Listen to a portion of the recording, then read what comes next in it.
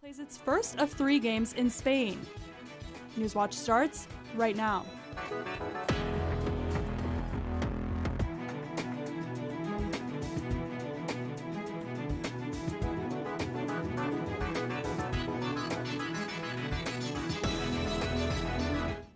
Good evening, I'm Max Brunke.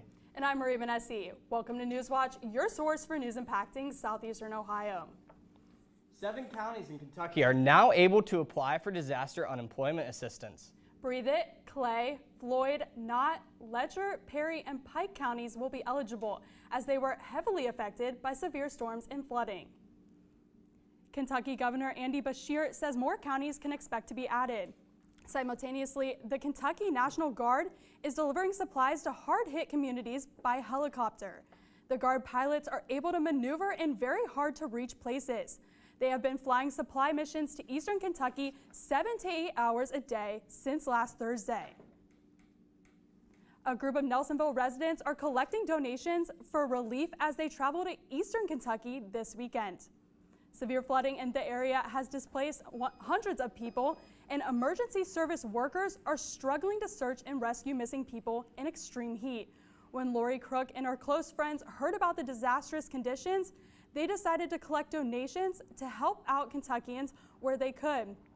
11-year-old Brooklyn Pike made a sign for the collection, and Nelsonville residents have made an effort to pitch in. Crook said she has received tons of food, toiletries, and even gas money. We live in very, very similar area, and we were just picturing this is kind of like Buckle, Murray City, Gloucester, Nelsonville, times 100 all getting wiped out. The families on the news, like you can just imagine those could be your neighbors here. So I guess that because it's so close to home and a lot of people here have family from there. The group is heading to Kentucky tomorrow morning and plans to cook food for anyone who needs it when they get there. Additionally, Crook says the group hopes to connect with some families so they can help them recover. If anyone else wants to help or donate, contact Lori Crook on Facebook. President Joe Biden is planning on visiting Kentucky Monday. That is if he tests negative for COVID-19. He and the First Lady are supposed to travel to eastern Kentucky to check out the severe flood damage and recovery efforts there. Their plan is to meet with Kentucky Governor Andy Beshear and his wife and visit families affected by the devastation. President Biden is in his 6th day of re-isolation. Biden's doctor reports the president continues to feel well, and the cough he had this week is just about gone. Forecaster Ethan Livingston joins us with a look at the weather around our area today. Thank you, Maria. Right now, we're looking at a flood watch for most of southeastern Ohio and West Virginia. We're looking at showers coming in from the southwest, rising up through the Athens area, along the Ohio River to the northeast. Right now in Athens, we're looking at 82 degrees, mostly cloudy. There were some showers today, but they were sporadic, and there were some isolated thunderstorms as well. But what I really want you to focus on is this heat index, 87 degrees, and that's because of that 71% humidity. It is going to feel a lot hotter and a lot muggier out there. If we look at the radar, Zanesville 81, Parkersburg also 81, Athens 82. But remember, these numbers do not represent how it's going to feel out there. It's going to feel a lot hotter and muggier. You cannot trust these numbers. Thank you, guys. Thanks, Ethan. Authorities in Ohio are investigating a suspected quadruple murder today in Dayton. Butler Township Police have confirmed they have found 4 bodies in 2 separate homes on the same street. Investigators believe the suspect, 39-year-old Stephen Marlowe, fled the scene in a 2007 white Ford Edge SUV. Police are working to determine if there is any motive for the tragedy or if mental illness may have played a role. The Ohio Supreme Court will be looking for a new Chief Justice after Maureen O'Connor heard her last oral argument. More than 100 current staffers and justices gave O'Connor an ovation as she left the Thomas J. Moyer Judicial Center. O'Connor served in a statewide elected office longer than any woman in Ohio history. She became the first female Chief Justice in Ohio 12 years ago. The Ohio Constitution says no one can run for judicial office after reaching the age of 70, so O'Connor was blocked from seeking re-election. The annual Back to School Bash returns to Nelsonville for the first time since 2019. Newswatch reporter Peyton Simchek has more on the event at the public square. Elementary to high school age kids from all around Athens County fill Washington Street to get what they need for the upcoming school year. Vendors offer different services and activities, like the Athens County Public Library's Bookmobile and the Vision to Learn truck offering free eye exams. Executive Director of the Athens County Department of Jobs and Family Services, Jean Damaski, says the event expanded this year. So there's lots of community support, lots of people giving donations. Approximately 1,000 children received clothes and shoes customized to their size and chose their own backpack. Stylists and barbers volunteered to give free haircuts to kids. At Stewart's Opera House, kids could get hygiene necessities provided by the Catherine McCoy Resource Project. Founder of the nonprofit, Claire Abraham, made sure necessary products were available for kids and their families. Laundry detergent was a big thing, so I wanted to make sure that every family left with a bottle of laundry detergent. She says she wants to make sure every kid leaves with what they need for the first day of school. Kids will come from nothing, and they just want something to feel good about themselves in. Reporting for Newswatch, I'm Peyton Simchek in Nelsonville. A man died Wednesday after an apparent accident in Hocking Hills State Park. Hocking County 911 received a call about an unresponsive body seen lying at the bottom of Cliff and Cantwell Cliffs. The Logan Daily reports the body was identified as 35-year-old Jorge Hernandez de Villa of Canal Winchester. He was pronounced dead at the scene. Hernandez de Villa, is believed to have been walking off the trail near the main waterfall when he fell somewhere between 80 and 100 feet. The Ohio Department of Natural Resources investigation is ongoing. Gardening and growing your own food is growing in popularity since the pandemic, but for some people, gardening is more than a way to save money. In the Nelsonville Community Garden, volunteers are hard at work planting vegetables for the season. Space here and in other community gardens in Athens County is limited because of a rising interest in gardening. At the Nelsonville Garden, plots are full for the very first time. It's hard to know exactly what the cause is for the increase in gardening interest, but we've definitely seen an increase, I think, since 2020. The growing interest in gardening comes as high food prices can put a strain on people's wallets, and the pandemic has had an effect on people's mental health. For some, the answer to relieving both is gardening. People cite interest in gardening for access to food, for access to like a green space where they can enjoy nature, or for gardening for mental and emotional health. Over at Southside Carriage Hill Community Garden, gardening is helping Giselle Gillard. It wasn't really like to grow, it was more to get stress off, and then I just fell in love with growing. Her love for gardening has continued, and it is special for her to experience. We're helping the community, so that's the best thing for me. And it's another way that getting outside can help people. Having access to a garden space where you can be outside and relax a little bit and also grow your own food is a win-win. If you want to learn more information about community gardens, you can visit communityfoodinitiatives.org. Coming up, a committee in Dayton is choosing a location to honor mass shooting victims. Why it's taken so long to finalize the plans. And the Senate is predicted to vote on a major economic package tomorrow. A closer look into how the package will benefit healthcare, climate change, and taxes. These stories and more when Newswatch returns.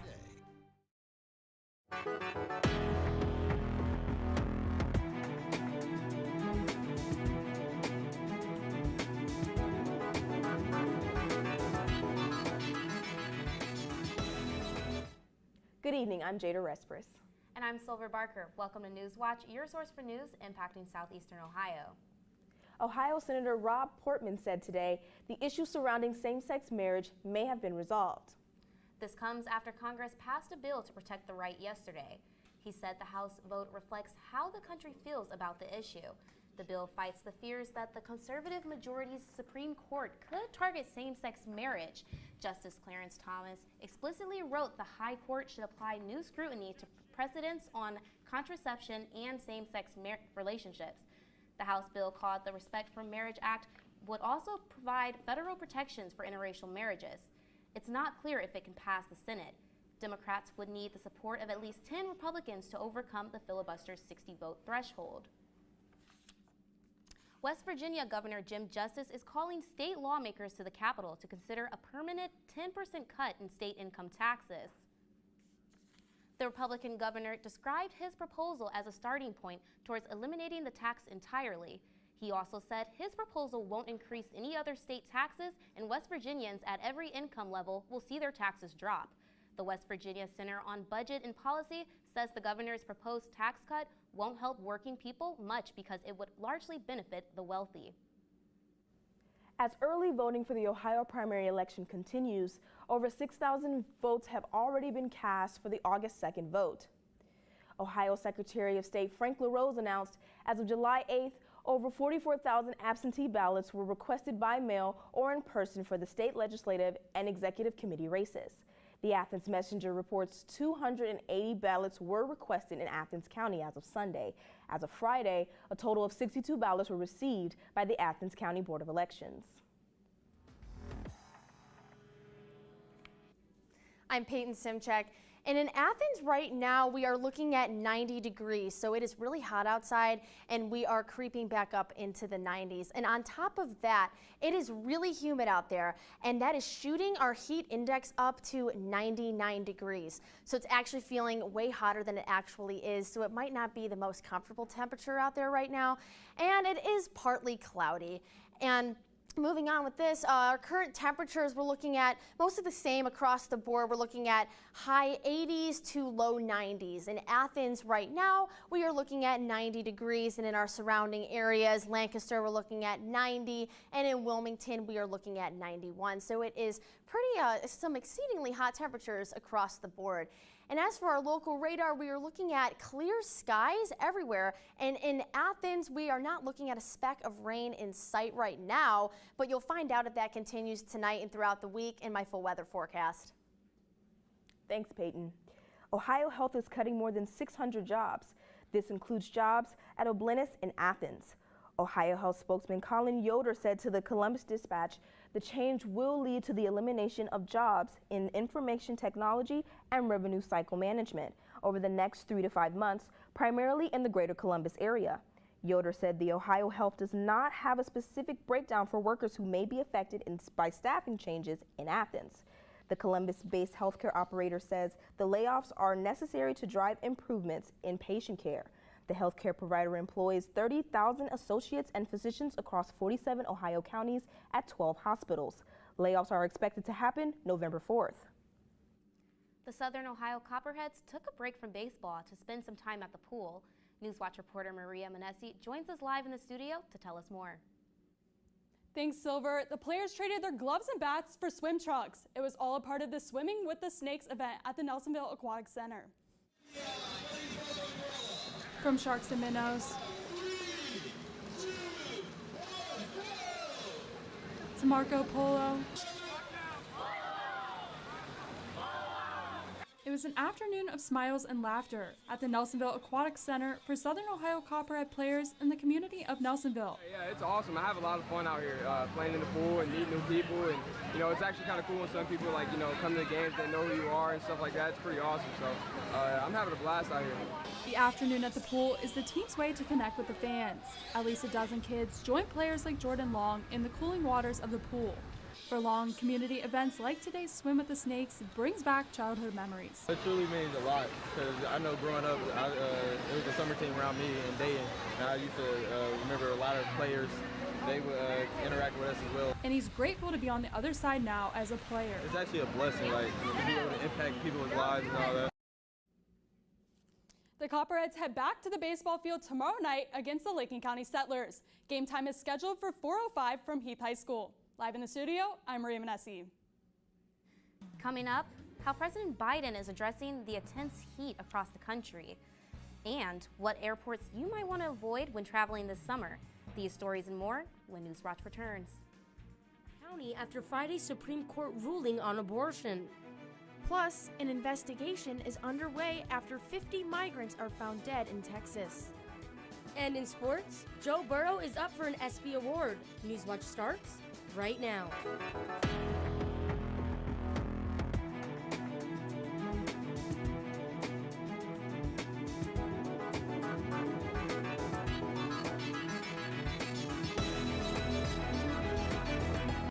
Good evening. I'm Peyton Simchek. And I'm Olivia Roman. Welcome to Newswatch, your source for news impacting southeastern Ohio. Protests continue across the country in response to the Supreme Court overturning Roe v. Wade. This includes Athens County. Protesters were on the steps of the Athens County Courthouse earlier today in support of women's reproductive rights. United Campus Ministry Operation Coordinator Ari Faber organized the protest. She says they are trying to reach Athens County prosecutors. Our goal is to get the prosecutors in Athens County to not pursue abortion-related cases, as well as going after city council members and having conversations with them about making Athens a sanctuary city. Faber says the protests are set to continue tomorrow and Thursday, with a larger protest organized for Saturday. Questions surround a woman's reproductive health following the Supreme Court ruling. The decision sparked outrage and concern about the impact across the nation, not only from the public, but gynecologists as well. Jane Broker, a gynecologist in Athens at Ohio Health's Castrop Health Center, advises people who are nervous about unplanned pregnancy to seek effective forms of birth control. One of the things that people can do is to access effective contraceptive services before they need them, and for a young teenager, that would be before ever having intercourse. So to come into an office and meet a provider and choose a contraceptive before there is need for it is a great way to prevent unplanned pregnancy. Broger says women are now feeling a sense of urgency to call and seek out contraceptives in response to Friday's ruling. Happy Tuesday, everybody. I'm your forecaster, Jack Demler. Taking a look at Athens currently, we're looking at a nice 77-degree night with clear skies, calm winds, and low humidity. These are temperatures that we are seeing a lot lower compared to last week, so hopefully you were able to get out there and enjoy the nice weather. Looking at the local radar across the region, we've seen clear skies, no precipitation around Athens County. So again, hopefully you were able to get out there and enjoy the nice day.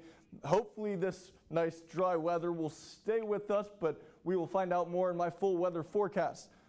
Looking at the temperatures around the region, across the board, we are looking at mid to high 70s. Athens 77, Lancaster 79, Zanesville also 79. Some cities looking into the low 80s. How long will these temperatures last? I will have that answer and more in my full weather forecast. Thank you. The Athens County Coroner's Office is ruling the death of Nelsonville resident Brian Bridgman a suicide. Bridgman was last seen leaving his home in June of last year. His family reported him missing shortly after, sparking a month-long search. His body was found in November, and the coroner's office ruled it as a suicide. Paul Joseph Kuhn Jr. was charged as part of the investigation. Kuhn allegedly handed Bridgman the firearm he later used to shoot himself. Kuhn is charged with having weapons while under disability and unlawful transactions in weapons. Lindsay Wolliver was arrested as a result of the investigation. She pleaded guilty to trafficking in heroin, unlawful transactions in weapons, and having weapons while under disability. The city of Nelsonville welcomes a new member to council after last night's council meeting. Douglas Childs is a 30-year Army veteran who worked in leadership development. Childs takes the vacant seat of former council member Greg Smith. Smith is in legal disputes with the city after being removed from council 4 separate times. Childs says his big goal is to bring new businesses to Nelsonville. For me, it's economic development. And in order to encourage outside investment, you've got to make the city safe, you've got to make the city clean, and that starts with simple things like infrastructure. Childs was appointed to the position after a unanimous vote from City Council. The Nelsonville City Council is not scheduled to meet in full session again until July 11th. The Athens Municipal Court is updating technology to take the burden off of overcrowding prisons. Newswatch reporter Silver Barker is keeping up with the latest. The court is using funds from the state Supreme Court to upgrade their systems, including new ankle monitors.